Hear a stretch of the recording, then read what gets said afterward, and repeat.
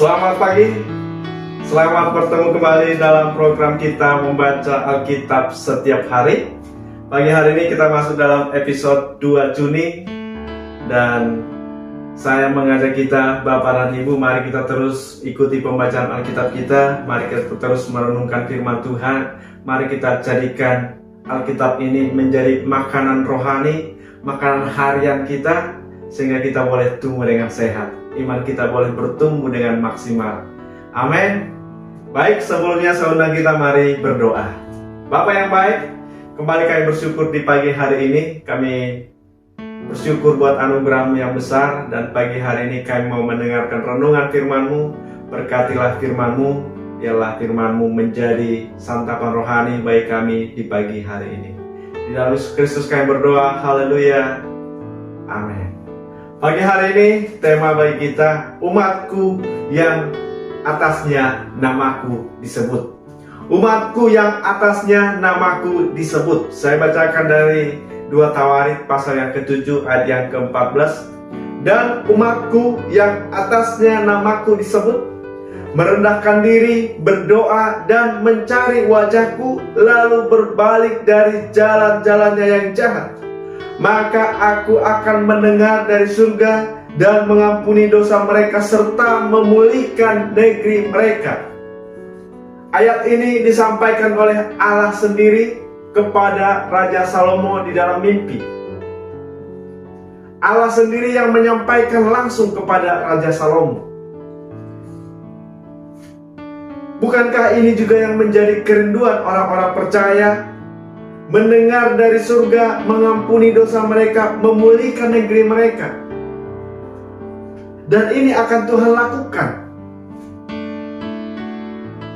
Kita bersyukur punya Allah yang hidup, Allah yang menjawab doa, Allah yang murah hati, Allah yang maha pengampun. Dan ayat ini meneguhkan iman kita, bahwa ayat ini disampaikan, sekali lagi saya katakan, disampaikan oleh Allah sendiri. Allah sendiri yang menyampaikan. Jadi ayat ini benar-benar pasti akan dinikmati oleh orang-orang percaya. Pasti akan dilakukan oleh Allah sendiri. Dan ini menjadi janjinya Allah bagi orang-orang percaya. Maka apa dikatakan saudara? Allah akan mendengar dari surga. Ya, kita rindu saudara, setiap doa-doa kita, pergumulan kita dijawab oleh Tuhan. Tetapi Tuhan juga mengatakan di sini, umatku yang atasnya namaku disebut. Umatku yang atasnya namaku disebut merendahkan diri. Nah, ini saudaraku, merendahkan diri. Merendahkan diri tidak sama dengan rendah diri. Merendahkan diri itu artinya menyadari kelemahannya. Ketika kita menyadari kelemahan kita di hadapan Tuhan, ini bukan suatu aib, saudara.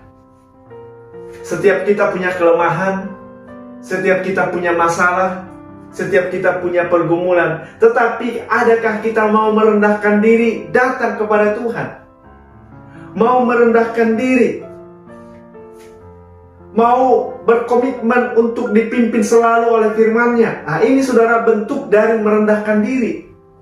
Jadi ketika kita mau berkomitmen membangun hidup kita di dalam Tuhan, terus mengikuti pembacaan Alkitab kita, merenungkan firman Tuhan, ini adalah bentuk dari merendahkan diri itu.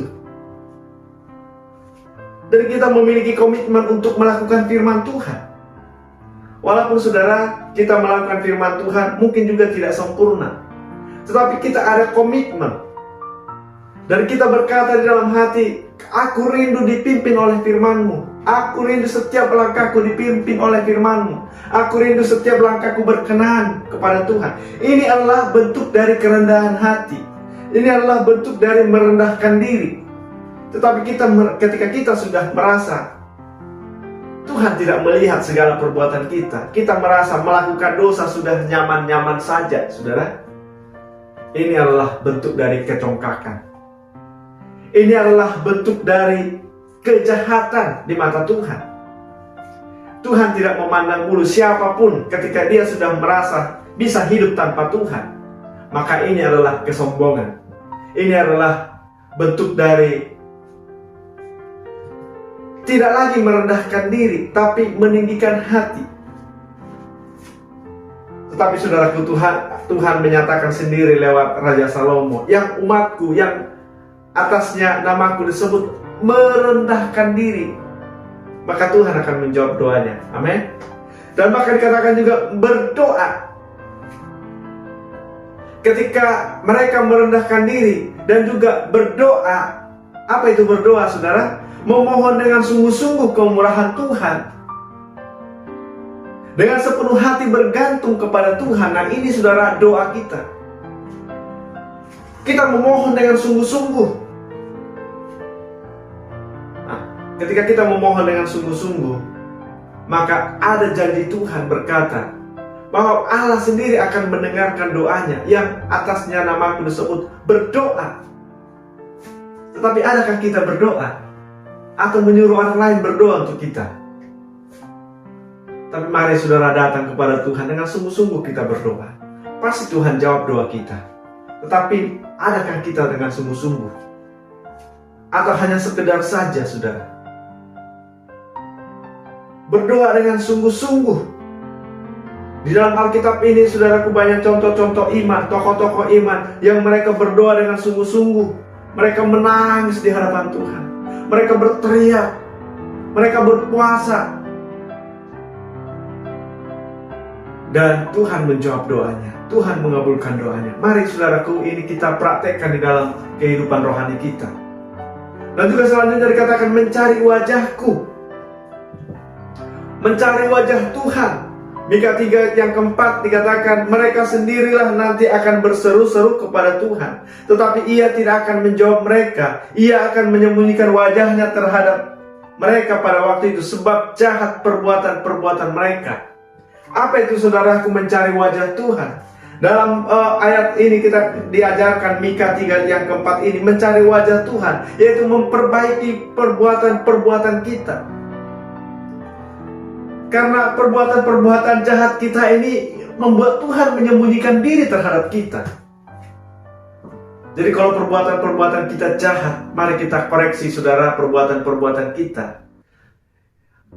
Dalam kitab Mika ini mengatakan bahwa inilah yang membuat Tuhan menyembunyikan wajahnya terhadap kita. Jadi kalau Tuhan tidak menjawab doa kita, kalau Tuhan menyembunyikan wajahnya terhadap kita, coba perhatikan, saudara. Coba cek bagaimana perbuatan-perbuatan kita. Apakah perbuatan kita yang melawan Tuhan? Apakah bertolak belakang dengan kebenaran Tuhan? Saudara yang kasih Tuhan, ayat ini mengajarkan kepada kita, mari kita mencari wajah Tuhan, yaitu dengan memperbaiki kelakuan-kelakuan kita. Belajar kita melakukan yang baik. Dan juga dikatakan berbalik dari jalan-jalannya yang jahat. Semua manusia telah berdosa, saudara. Kejadian 6 ayat yang kelima mengatakan, ketika dilihat Tuhan bahwa kejahatan manusia besar di bumi, dan bahwa segala kecenderungan hatinya selalu membuahkan kejahatan semata-mata. Inilah wajah manusia ketika sudah jatuh ke dalam dosa. Kecenderungan hatinya itu membuahkan kejahatan semata-mata. Dan dengan menerima Yesus, kita menerima pengampunan akan dosa-dosa manusia, akan dosa-dosa kita. Makanya Yesus harus lahir, Yesus harus datang ke dunia, saudaraku. Karena semua manusia ini kecenderungan hatinya itu berbuat dosa.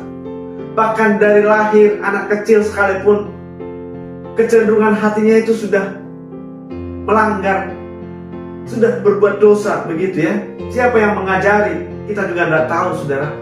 Tetapi manusia ini sudah refleks, begitu ya. Karena apa? Sudah ada benih dosa. Dan benih dosa inilah yang menjadi kecenderungan hati manusia.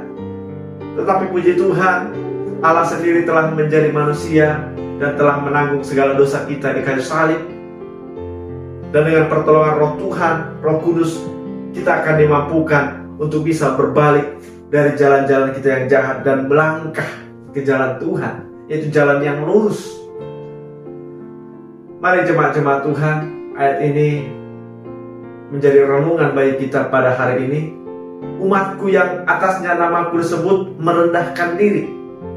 Mari kita merendahkan diri, berdoa.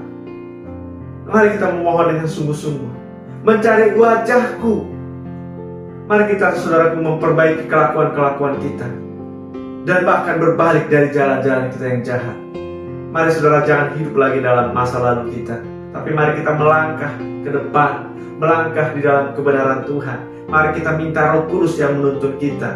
Mari kita minta Roh Kudus yang menolong kita, supaya kita beroleh kekuatan, supaya kita boleh berkenan di mata Tuhan, dan segala doa-doa kita pun dijawab oleh Tuhan. Segala kerinduan-kerinduan hati kita pun boleh terjadi dalam hidup kita ini. Bahkan hidup yang akan datang, hidup yang kekal, itu juga menjadi milik kita, yang Tuhan sediakan bagi orang-orang percaya. Amin. Demikian renungan kita pagi hari ini. Tuhan memberkati. Kita berdoa. Terima kasih Tuhan, untuk pagi hari ini kami kembali bersyukur buat firman Tuhan, yang kami percaya bahwa firman-Mu yang berkata kepada kami ketika kami berdoa dengan mengataskan nama Tuhan Allah yang hidup, kami percaya segala doa-doa kami dijawab oleh Tuhan. Terima kasih Bapa, di dalam Yesus Kristus kami berdoa, haleluya, amin. Selamat pagi, Tuhan Yesus memberkati kita. Shalom.